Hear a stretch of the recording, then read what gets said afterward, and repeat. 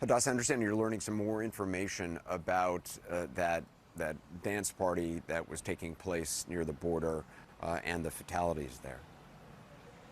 Yeah, Anderson. So we're now getting official confirmation, according to Israeli medical services, that 260 bodies have now been discovered and recovered from the scene of that music festival. This was called the Nature Festival. This was essentially a rave in the wilderness. And videos we're seeing from just before the attack took place makes it look like, you know, your typical music festival, rave, all-night party with a bunch of young people dancing to DJs.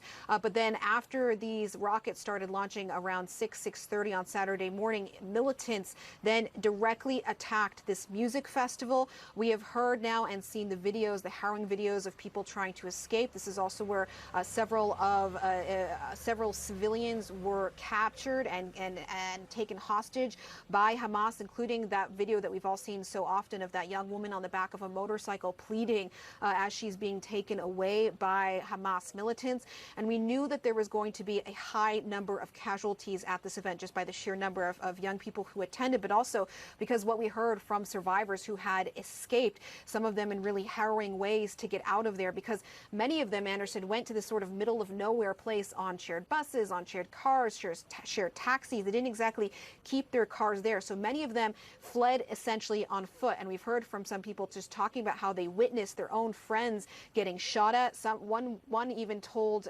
Israeli media that he believes they were shot at by an RPG, not just, you know, regular rifles. Others said that they essentially escaped into the wilderness, into the nature, and hid in the bushes for hours on end until they thought it was safe enough to leave. But now we are officially getting note that there are 260 bodies were found at this music festival. Right now, the death toll on the Israeli side is north of 600.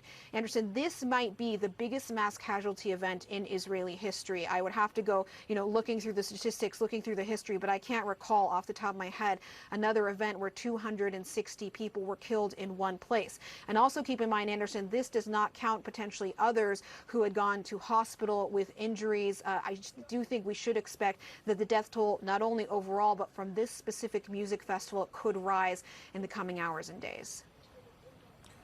And Hadass, just to be clear, we're not talking about deaths from a rocket that was fired from a great distance. You're talking about slaughter.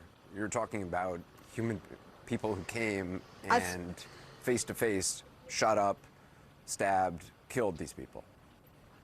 Yeah, as far as we understand now, I don't have this confirmed that a rocket or a mortar landed right there, but from what we've heard from survivors, from people who escaped, they didn't mention rockets that landed on them. All they mentioned was just militants who swarmed this event. And again, one of them talked about using things like RPGs, so it appears it wasn't just potential rifle fire. We've also heard from parents of some of these people who are attending the festival, because as you'd expect at a sort of all-night rave, a lot of them were young. A lot of them were in their 20s.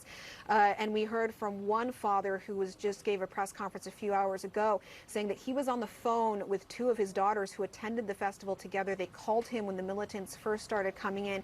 He told them to lay on the ground face down, to hold each other. He said that he could hear men speaking Arabic around them. And he said he was on the phone with them for about 30 minutes before the last thing he heard was a few deep breaths. He says he has no idea where his daughters are, whether they're among the killed, whether they are among the captives, because we know that quite a few captives were taken from this event. Again, this is one of the darkest. This attack on a festival by itself, Anderson, would be one of the darkest days for Israel in its entire history. But now it has to be taken into account with what's happening across Israel right now, with all of these infiltrations, with these rocket attacks, and obviously this is still a quickly developing situation. A slaughter of 263 young people at a dance. Hadass Gold, thank you.